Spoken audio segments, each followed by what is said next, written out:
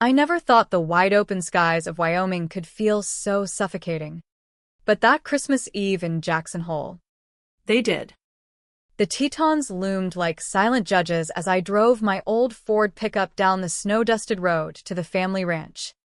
My boy, Ethan, sat shotgun, his small hands clutching a handmade card he'd spent all week on, construction paper folded just so, with a drawing of him and his grandma riding horses under a big blue sky.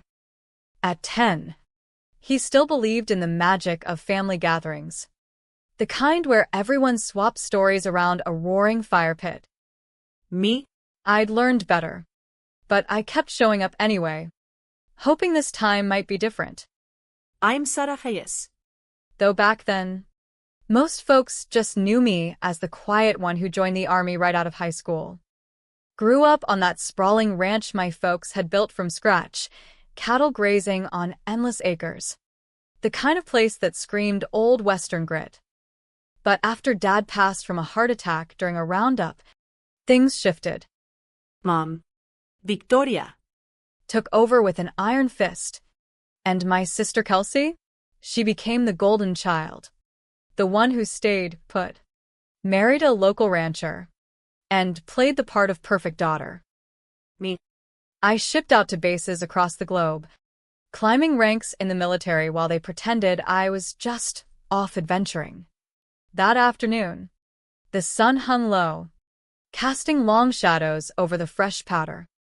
Ethan bounced in his seat, his boots kicking the dash. Think Grandma like the card. Mom?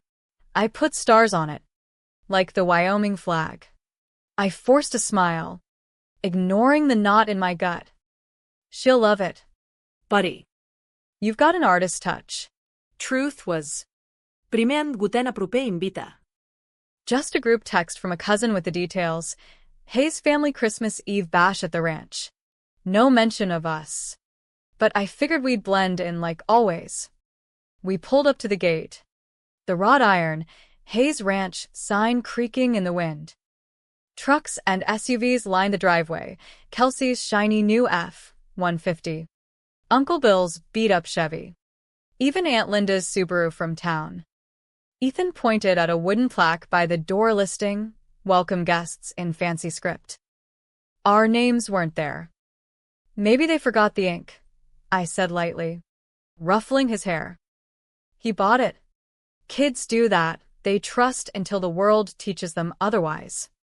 Stepping inside, the air hit like a warm hug gone wrong.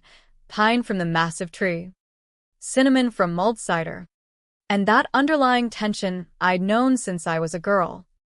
Heads turned, a few nods, but no real welcomes. Kelsey swept over in her red plaid dress, looking every bit the ranch queen. Sarah, you made it after all, she said, her smile not reaching her eyes. She was flipping through a photo album with the aunts, showing off last year's pics. I leaned in with Ethan. There we were or weren't. Cropped out of the group shot by the corral. Erased from the snowball fight. My throat tightened, but I swallowed it down. Nice shots, I muttered. Ethan didn't notice. Thank God. He wandered toward the fire, card in hand, while I grabbed a cup of cider in the kitchen. Victoria was there, chatting with neighbors about land prices soaring in the valley. She glanced my way, then back to her conversation, like I was a hired hand. Kelsey sidled up again. Still in that army gig? Must be tough. Being gone all the time. Before I could reply, Cousin Jake chimed in. Yeah, dedication like that, impressive. But folks around here value roots. I met his gaze. Some roots run deep enough to weather any storm. Others just tangle you up. The words hung there, unspoken accusations in the air. I didn't push it. Instead, I found Ethan by the hearth, his face lit by the flames. He looked small against the massive stone fireplace, the one Dad had built with his own hands. That's when it hit me, not my pain, but his. I'd endured years of being sidelined. No calls on my birthday.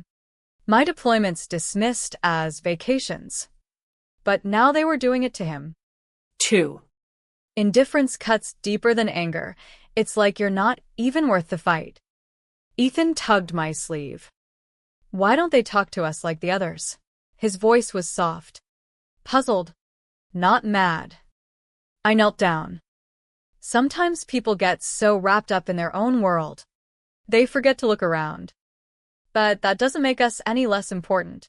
He nodded. But I saw the doubt flicker. We headed back through the hall. And that's when Victoria's voice carried. I didn't even invite her. She just assumes she's still part of this. She said it to Kelsey. Loud enough for the room. Like we were ghosts. Ethan's hand squeezed mine tighter.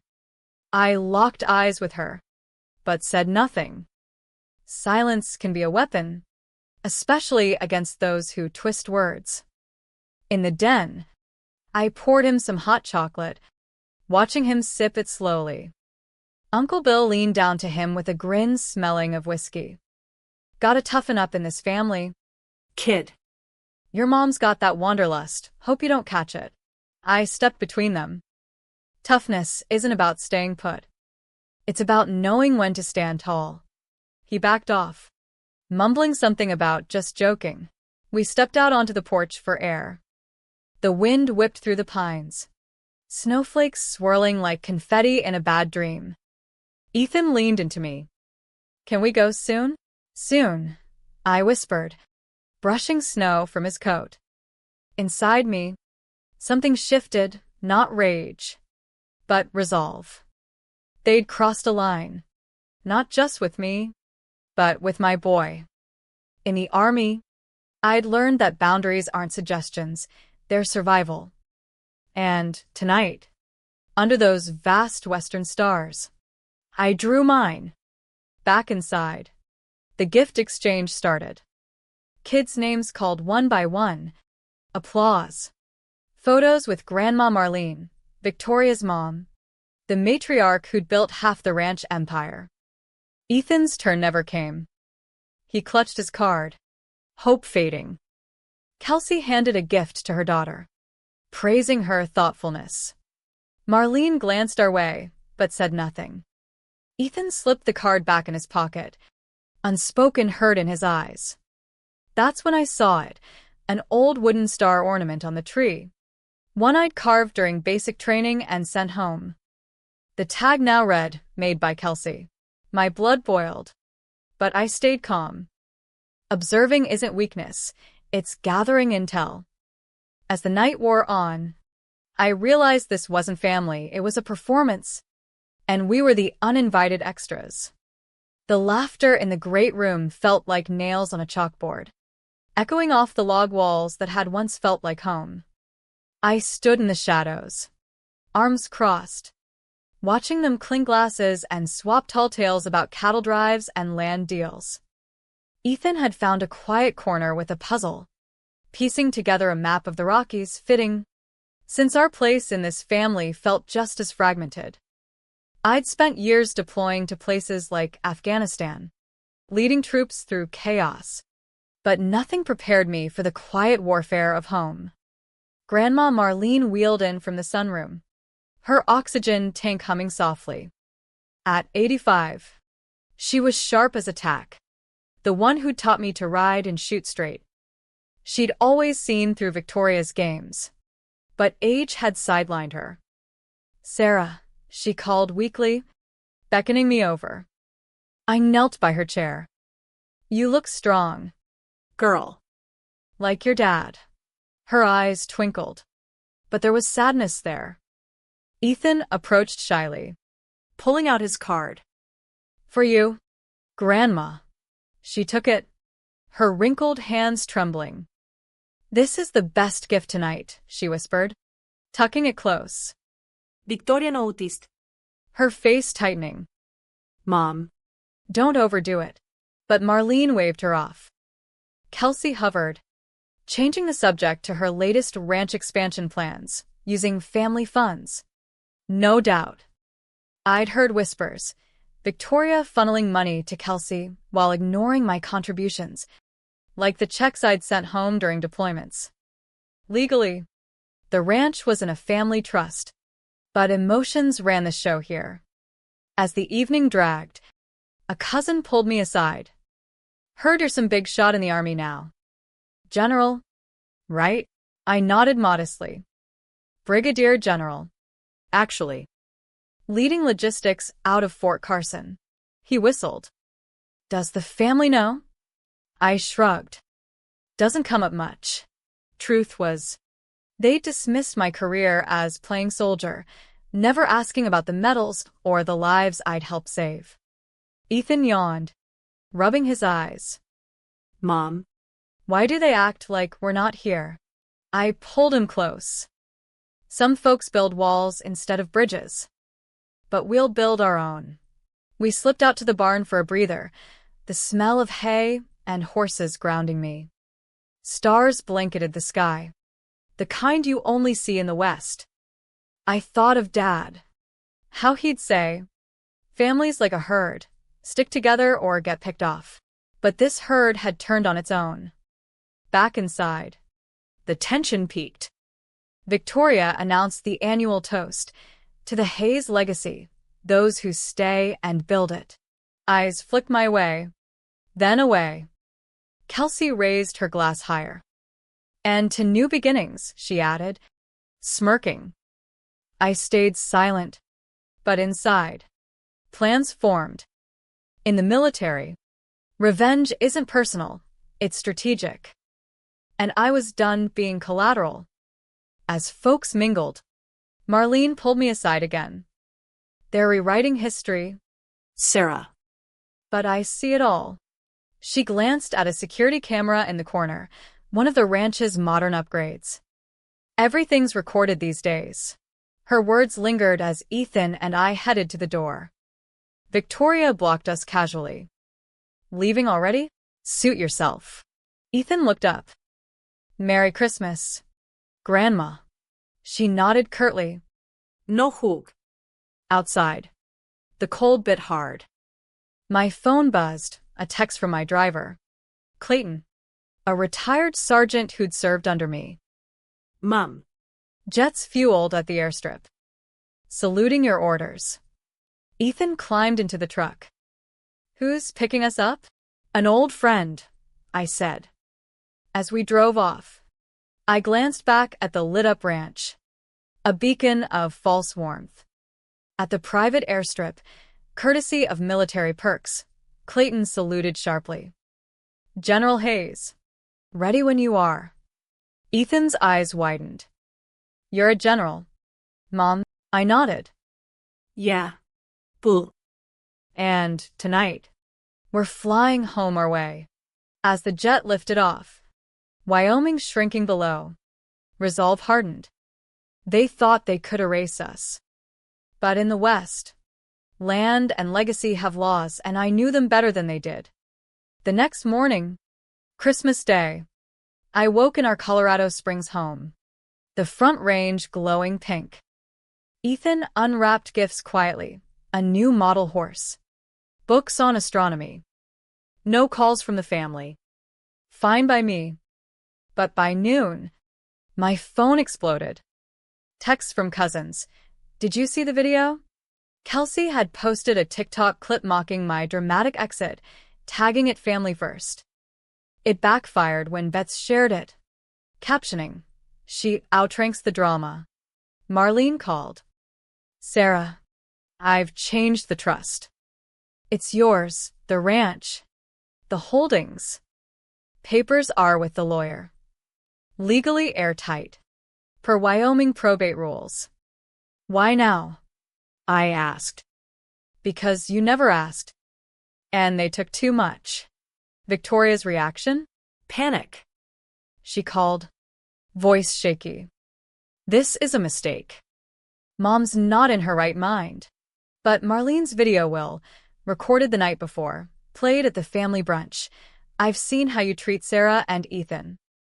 The ranch goes to those with heart, not greed." Gasps. Accusations flew. Kelsey stormed out. blaming Victoria for losing everything. I didn't gloat. Instead, I focused on Ethan, teaching him to ski that afternoon. Life's about choices, I told him. Choose kindness, even when it's hard. Word spread like wildfire through Jackson Hole. Small towns love a scandal, especially one involving old money and family feuds. By evening, local news picked up the story. Military hero inherits Wyoming ranch amid family dispute. They got the facts right. The trust transfer was public record. No contests possible under state law. Victoria tried spinning it as elder confusion, but Marlene's competency eval from her doctor shut that down. I sat with Ethan by our fireplace, roasting marshmallows. Why'd they do that to us? He asked. Fear. Maybe. Of change. Of losing control. He nodded wisely. But we have each other. Simple truth. Profound lesson. Calls poured in, apologies from relatives I'd barely spoken to. Aunt Linda, we believed the lies. You deserved better. I forgave where I could, but boundaries stayed firm. Kelsey messaged, "This isn't fair." You were never around. I replied, "Fairness isn't presence, it's respect." Clayton updated me, "Ma'am, the ranch staff's loyal to you now." Victoria's packing. Legally, she had 30 days to vacate per the trust. No drama there, just paperwork. That night, under a full moon, I reflected on my path. Enlisting at 18, rising to general through grit and smarts. Deployments taught me resilience. Family taught me discernment. The humane part? I didn't seek ruin. I offered Victoria a small cabin on the edge of the property, enough to live comfortably, if she chose reconciliation. She didn't. Instead, she lawyered up, but the case crumbled. In court, Marlene's video sealed it. Clear intent. No coerción. The judge, a fellow vet, nodded my way. Service like yours deserves recognition. Ethan thrived, joining a local scout troop, learning about Western heritage without the toxicity. We visited the ranch in spring, cattle lowing under greening hills. "This is ours now," he asked. "Ours to steward," I said. With open doors for those who earn it. Kelsey showed up unannounced. Tear-streaked. I was wrong. Jealous. Maybe. We talked, raw. Honest. No instant fix. But a start. The lesson? Forgiveness heals. But only when earned. Summer brought golden fields to the ranch, sagebrush blooming under endless blue. I took leave to settle in, turning the place into a haven, not just for us, but for vets needing respite. Ethan helped plant a garden, his hands dirty and happy. "This is better than before," he said. Victoria visited once. Stiff but civil. "I see what you've done." No apology. But acknowledgement. Kelsey came more often, helping with chores. We shared stories, Dad's old jokes, childhood mishaps. Slowly, walls crumbled. One evening, around the fire pit, Marlene joined us virtually. "Proud of you, Sarah. You turned pain into purpose." Her words echoed the light lesson. Family isn't blood, it's choice. Choose wisely. Forgive freely. But protect your peace. Legally, everything held, trusts updated, taxes paid. No revenge. Just justice. Ethan drew a new family tree, including all branches mending. As fall painted the Tetons red and gold, peace settled. The ranch buzzed with life, vets retreats, community events. Ethan rode horses confidently. His card from that fateful eve framed in the hall. Victoria and Kelsey reconciled with me over time. Holidays shared without erasure. The shocking slam led to unexpected unity, teaching us all, rejection can forge strength, but compassion rebuilds empires. In the West's vastness, I found my voice, not in shouts, but in steady steps. And that's the true inheritance.